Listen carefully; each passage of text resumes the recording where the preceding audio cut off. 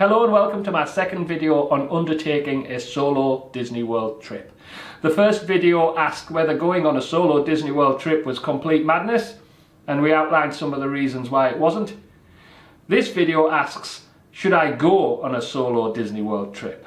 If you're interested in my geek culture lifestyle and interests across reading, watching, playing and travelling, then please don't hesitate to like this video, subscribe and tap that bell icon. I also really like my video comments and get really excited when my phone beeps indicating someone has commented on a video, so certainly consider posting a comment. I'll be honest, it took me a while to consider whether a solo Disney World trip was right for me. It was a bit like the Sherlock Holmes thing, where you had to rule out all the possible before you considered the impossible. And we discussed some of those things in the previous video. When trying to answer should I go on a solo Disney World trip, there is obviously a whole host of questions about your specific choices in life, your specific circumstances, that I can't directly address. But I do think there is one major self-reflective question which is worth asking yourself and being completely honest about the response before you consider a solo Disney World trip. And that question is, are you an introvert or an extrovert? Now, the first question you may ask after hearing that question is, how do you know if you are an introvert or an extrovert? Well, I did a whole video on that because I'm an introvert. I will link that at the top.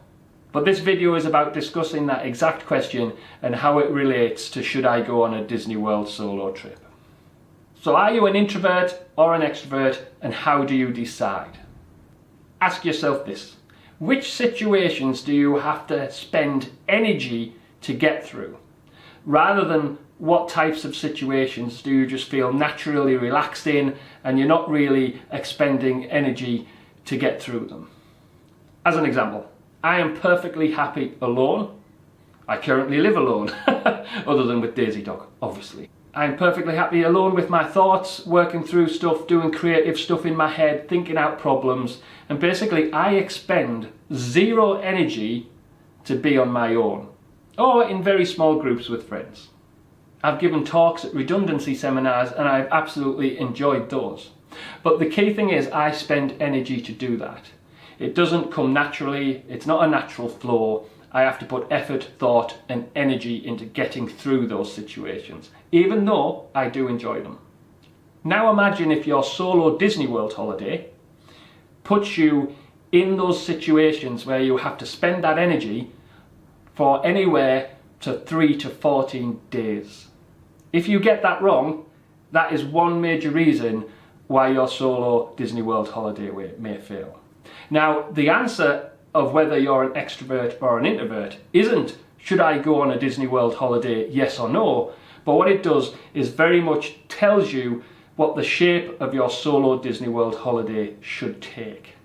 If you're an introvert like me, you will happily spend all 14 days of your holiday pretty much alone. You know you've gone, you're not planning on meeting up with different people every day. That doesn't mean you won't bump into people, singles or families, and talk to them. But you will be fine just going to the parks, doing your own thing and just getting on with it. If you're an extrovert and you would spend extreme amounts of energy to be alone, well then your solo holiday needs to take a different shape, and maybe you schedule all sorts of meetups with different people who are there at the same time, people you know who live over there. Because if you spend a lot of time literally on your own, it will drive you nuts because you're spending energy to do that. I will admit these videos are heavily influenced by the fact I'm an introvert. So they very much deal with the experience of someone who's going on a solo holiday and will be spending a good core of it actually alone. So even though you're going to spend a lot of time alone, there is things you can do to counteract that. Social media helps a lot. On my solo Disney World trip, I was on Twitter quite a bit. I was communicating with family via Facebook. And that really worked. It added to the whole fabric of the holiday. I had people giving me advice on stuff I might have missed. We were laughing and joking about things I'd actually done. So it kept up a level of conversation with the people I care about, even though they weren't actually there. Now, I know this is a big one and not necessarily for everyone, but vlogging really helped. Because of course what actually happened is the camera became the other person that was with me. And whenever I had anything to talk about, where normally I'd turn and go, oh, I just have to keep that to myself. I would use the camera instead. Now, that's not to say everyone on a solo trip should suddenly become a vlogger. That is quite a big step. But maybe you could FaceTime a family member, you know, while you're in the parks. That is an alternative. But using some sort of camera device as a person to talk to certainly works. And I was about to say just talk to people, but we're doing the introvert approach, right? So you may not actually do that. But what will actually happen is people will talk to you.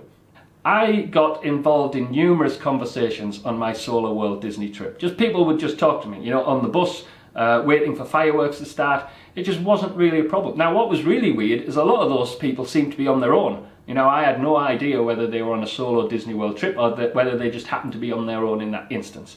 But even when talking to families, it was natural, it was fine, it was fun, it was never in any way uncomfortable. So there is always the option of just talking to people around you.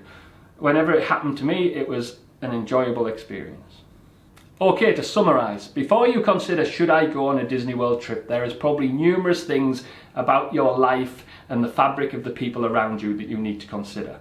But all of those are quite specific to you. So in summary, the big question is to consider whether you are an introvert or an extrovert. And the reason you're asking that question is really to decide how well you will cope with being alone, and therefore altering your Disney World solo trip to compensate for that. And that is the single biggest thing you can understand about yourself. Thank you for listening. Please consider liking the video, subscribing or tapping the bell icon. If you're currently wrestling with should I go on a Disney World solo trip, certainly post in the comments and we can talk it through. Certainly have a think about whether you're an introvert or an extrovert and we can talk that through in the comments as well. Until next time.